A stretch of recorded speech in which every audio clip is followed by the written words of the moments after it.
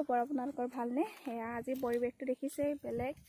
এয়া ৰ'দো দিছে বাৰু দেই। আমি আচলতে গাঁৱলৈ আহিলোঁ আৰু আমাৰ মা আৰু পাপাৰ দুইজনৰ ঘৰ একেখন গাঁৱত মানে একেবাৰে ওচৰতে, কেইখোজমান গ'লেই ইঘৰ সিঘৰ পায়হি দেই।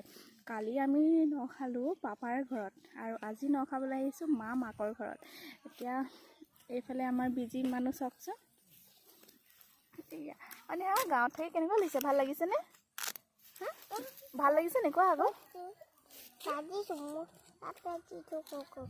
তুমি কক কাটিছা? তাত মানে হাঁহ কুকুৰা মাৰি থকা দেখিছে যে, সেইকাৰণে সি এতিয়া কক কাটি আছে বুলি কৈছে। সেইটো একদম ব্যস্ত। আমি যিহেতু বহুত দিনৰ মূৰত এনেকুৱা এটা পৰিৱেশ পাওঁ, ভাল লাগে।